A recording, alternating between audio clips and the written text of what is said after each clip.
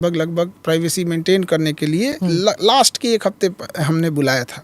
तो I think कि कुछ लोग छूट भी गए होंगे, अक्सर हो जाता है, कई बार घर के बगल का आदमी छूट जाता है, नाराज हो गए तो कुछ लोग की नाराजगी आई, तो और कुछ लोग होता है, ये ह्यूमन एरर हो जाता है। हाँ। इतनी भीड़ में 10,000 लोगों को जब आप बुलाएंगे तो कोई ना कोई तो हो जाता है। पर ये ट्यूशन में भी होता है ना कि अगर आप किसी स्टूडेंट को ना लें अपने क्लास में, या फिर कोई बाहुबली आके कहे कि मेरे बच्चे को ज़्यादा टाइम दो, वक्त दो, इसको ज़्यादा पढ़ाओ, प्राइवेट ले लो इसका अलग से, ये भी तो होता होगा ना आपके साथ? ये स्कूलिंग लाइफ में होता है, स्कूलिंग इसमें, कोचिंग उसमें नहीं होता है। कोचिंग में दबंगई चलती है कि मेरा बच्चा आके गुंडई करेगा, आप कुछ नहीं बोल सकते हैं, ये वाला होता है। तो हम कहेंगे गुंडई करेगा तो गुंडई हम भी करेंगे। मेरा क्लास है, हमसे ज़्यादा गुंडई कौन करेगा?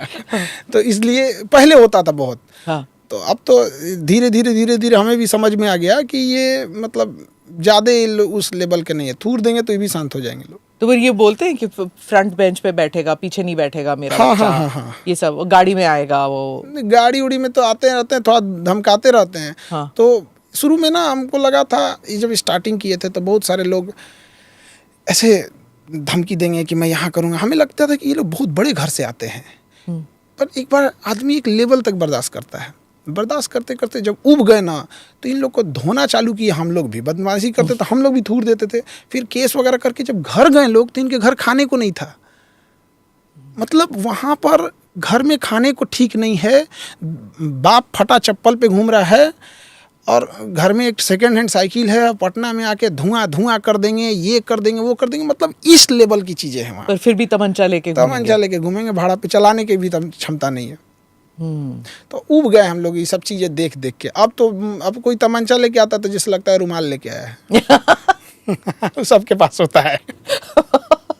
पर क्या अभी ऐसे होता है? हाँ, होता रहता है। जंगल राज जो कहते थे लालू जी के वक्त का, सबने सुना कि वो सब खत्म हो गया था, सिर्फ कुछ इलाकों में है। पटना में भी है अभी भी? नहीं, अब तो पटना ये सब चीजें बहुत कम हो गई हैं, लेकिन मन बढ़ई जो है ना वो बहुत ज्यादा है। मतलब थोड़ा सा कुछ होगा कि ऐसा भाषा, मतलब बोलेगा ना, एक हम आपको बताते हैं, रात को 11 बजा था तो कोचिंग वगैरह सब क्लोज करके हम लोग टहल रहे थे। बट एक ना वो रिक्शा वाला जा रहा था, उसके बगल से एक तेज स्कॉर्पियो वाली गई, साइकिल था या रिक्शा था उसका हमको ध्यान नहीं है, वो गिर गया बेचारा, तेज स्कॉर्पियो से गया। हम लोग उठाए उसको सिंपैथी के नाम पे, बेचारा को कोई चोट तो नहीं लगा वहाँ पे, उसको चोट नहीं लगा था, वो गिर गया था।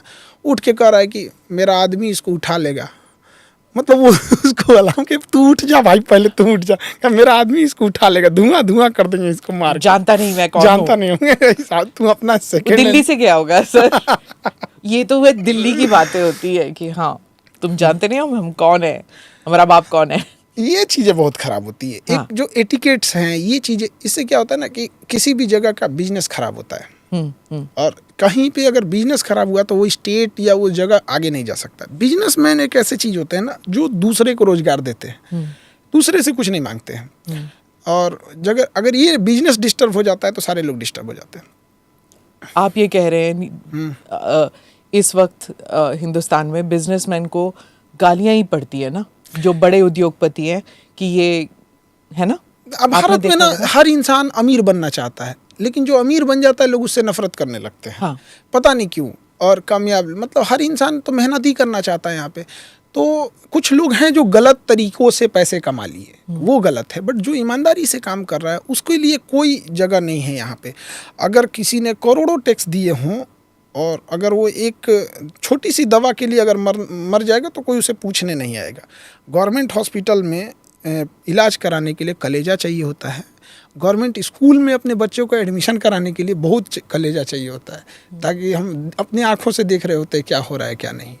हम भी कुछ दिन पहले, आई थिंक कि दिसंबर की बात है, बीपीएससी को लेके प्रोटेस्ट चल रहे थे। तो वहाँ कुछ बच्चे बीमार पड़ गए थे, तो उनको हॉस्पिटल में एडमिट थे, कई दिन से वो खाना नहीं खाए। तो हम लोग जब देखने गए वहाँ पे, तो उनको जो बेड पे वो लेटे थे ना, तो उन पर तकिया नहीं था, तो पानी बोतल लगाए हुए थे। हम बोले कि इनको तकिया दे दीजिए, 40 मिनट बाद तकिया आया। 40 मिनट, 1 घंटा को इंतजार करके तकिया लगाने के, मरीज है उसको तकिया नहीं आया। तो ये सारी चीज़ें गड़बड़ होती जा रही हैं यहाँ पे। तो बिजनेस को बढ़ावा नहीं देने का ये किसको, गवर्नमेंट सबको तो रोजगार दे नहीं सकती है, तो एटलीस्ट बिजनेसमैन को दीजिए, वो 10 लोगों को रोजगार देगा। रोजगार की बात जो है उसकी वजह से बिहार में पलायन भी बहुत होता है और वो बदला नहीं है, वो जो इंडस्ट्री आई नहीं अभी तक बिहार में। ये बिहार को सबसे ज़्यादा बेवकूफ़ बनाया गया, मतलब बिहारियों को सबसे ज़्यादा, जैसे छोटे बच्चों को कैसे आदमी 10 रुपये का चॉकलेट दे के बाबू चंदा मामा दूर के ये देखो, यही बेवकूफ़ बनाया गया। बिहारियों को ये कह के बेवकूफ़ बनाया गया कि यहाँ इंडस्ट्रीज नहीं है। कौन सा नॉर्वे में इंडस्ट्रीज लगी हुई है? दुनिया के सबसे खुशहाल देशों में है सब, आइसलैंड में, स्कैंडिनेवियाई देश सबसे खुशहाल है, बट वो इंडस्ट्रियलाइजेशन पे नहीं जा रहे हैं। अरे 12 करोड़ की आबादी है, आप अपने कंजम्पशन बेस्ड इकोनॉमी बना सकते हो। क्या ज़रूरत है आपको अमेरिका को एक्सपोर्ट करने की? वहाँ पे फूल जो आता है बनारस से आता है। भाई साहब, खेती वाले राज्य हो, तुम्हारा फूल बनारस से आ रहा है, बढ़िया मिठाई बनारस से आ रहा है। कम से कम जो ज़रूरत के ब्रेड यूपी से सप्लाई हो रहा है, बिस्किट सप्लाई हो रहा है। अब पेप्सी का प्लांट लगने गया है, तो जो ज़रूरत की चीज़ें हैं वही बना ले लोग, तो वहाँ के लोगों को रोज़गार मिल जाएगा। तो लेकिन एक दूर का सपना दिखाइए ताकि पास में किसी को समझ में ना आए। तो वहाँ बिहार में सबसे बड़ी जो कमी है वो वहाँ के लोगों के पास पैसे नहीं है, और पैसा बहुत मायने रखता है किसी के लिए। अगर कोई किसी के होटल है, वहाँ पे सारा मेहनत एक कारीगर का होता है जो नीचे किसी किचन में बैठ के काम कर रहा है, उसके पास पैसे नहीं है, इसलिए वो होटल के वो कारीगर का काम कर रहा है। जिस दिन उसके पास पैसे आएंगे वो अपना होटल खोल लेगा। सारा खेल पैसे की चल रही है यहाँ पे। सैलून की दुकान पे कोई बाल काट रहा है, उसके पास पैसे आएंगे, वो अपना खोल सकता है। तो वहाँ पैसे का अभाव तो है। कैसे होगा ये फिर? कैपिटल देखिए, सरकार को कुछ या कोई एजेंसीज को पब्लिक को कैटर करना चाहिए, उनको वेल ट्रेंड देना चाहिए, फिर उनका एक एग्ज़ाम लेना चाहिए जो प्रैक्टिकल बेसिस पे हो और थ्योरी बेसिस पे हो। जब वो पास हो जाएं, उस लेवल के आ जाए कि इनके पास ये जानकारी हो गई। जैसे सपोज कीजिए कोई गाय पालना ही चाहता है, उसको पता ही नहीं है कि 30 लीटर पानी पिएगी तब जाके 10 लीटर दूध देगा। उसको 30 लीटर पानी उसको समझ में नहीं आ रहा है। वहाँ पे उसको छोड़ दिया है वैसे ही कि कब उसको कैल्शियम देना चाहिए, कब नहीं देना चाहिए, उसको कोई आइडिया नहीं है, पाले जा रहा है वो। कोई भी चीज़ बिजनेस खराब कर रहा है वहाँ पे। तो जब उसके पास चीज़ें आ जाएं, उसके पास नॉलेज आ जाए, तो उसको आप एक लोन के फॉर्म में दीजिए, और लोन पैसे के रूप में न दीजिए। जिस चीज़ के लिए वो लोन दे रहा है, एक पूरी एजेंसी हो, वो चीज़ उसको प्रोवाइड कराई जाए उस बिजनेस में, ताकि वह तो एक तो वहाँ के लोगों का पैसा नहीं है। उससे ज़्यादा समस्या है कि पैसा आने के बाद उड़ने लगते हैं लोग। ऐसा मतलब कि हम EMI पे बोलेरो ले लेगा तो पूरा भर गाँव घुमाएगा, हमसे बड़का रंगदार कौन।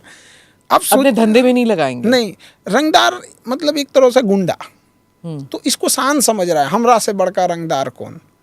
मतलब समझिए क्या लेवल जा रहा है यहाँ पे। अब समझिए वहाँ के लोगों की मेंटेलिटी कैसे खराब कर रहे हैं। तो वहाँ एक तो कैपिटल खराब कर दिया लोगों के पास। लोन, अब वहाँ के लोगों को अगर इनकम लोन दीजिएगा तो इनकम समझ जाते हैं उसको। मतलब लोन दे दिए ना तो वापस आना बड़ा मुश्किल है, दुश्मनी हो जाती है। अगर हम किसी को पैसा दे दिए तो देगा ही नहीं वापस। मैं एजुकेशन पे वापस आती हूँ। मैंने हाल फिलहाल देखा था, कुछ सोशल मीडिया पे आया था कि हमारे यहाँ से जो CEOs बन गए हैं इंटरनेशनली, जो मल्टीनेशनल कंपनीज के जो CEO वगैरह बने हैं, अब वक्त आ गया है कि उनको पे बैक करना चाहिए। जिस मुल्क से वो IIT से पढ़े, IIM से पढ़े, इंडियन इंस्टीट्यूट ऑफ साइंस से पढ़े हैं, ये सब पढ़ के वो बाहर चले गए और उन कंपनीज में वो अब पोजीशंस ऑफ पावर में हैं, तो अब उनका अब वक्त आ गया कि they should pay back to their country. और पे बैक मतलब हम लोग उनको देते हैं प्रवासी भारतीय अवार्ड, ये सब अवार्ड के लिए आते हैं, पद्मा अवार्ड, ये सब अवार्ड मिलता है। वो लोग क्या कर रहे हैं अपने होम कंट्री के लिए? तो अब वक्त आ गया कि वो भी कुछ करें, कुछ बोले ना। वो ऑपरेशन सिंदूर पे कुछ बोले हैं ना, वो अपनी कंट्री में ऑपरेशन सिंदूर पे कुछ बोलें, क्योंकि अब तो वो अमेरिकन बन गए हैं या UK के रेजिडेंट बन गए हैं।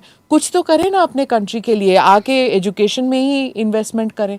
आप क्या समझते हैं, सही बात है? बात सही है, बट मैम अगर आप ना हर इंसान जो बड़ा एक चीज़ हम देखें, उसको कोई ना कोई एक चीज़ों को उसको हैंड ओवर कर देना चाहिए। लेट्स की कोई बड़ा आदमी है, यूरोप में चला गया, उसको एक कहें कि भैया आप एक गाँव गोद ले लो, एटलीस्ट दिखे कि कितना किए हो। हाँ। पर होता क्या है ना कि वो कुछ करता है तो पता भी नहीं चलता है। जैसे अजीम प्रेम जी इतना डोनेट करते हैं, बट इतना डाइवर्स है कि किसी को ज़मीन पे दिखाई नहीं था। 22 करोड़ पर डे का टाटा फाउंडेशन कितना डोनेट करता है, लेकिन किसी को उतना ज़्यादा पता नहीं चलता है। बट ये लोग क्या है, इनके अंदर पेशेंस है, ये जानते हैं कि कंट्री का अपलिफ्टमेंट थोड़ा धीमा होता है।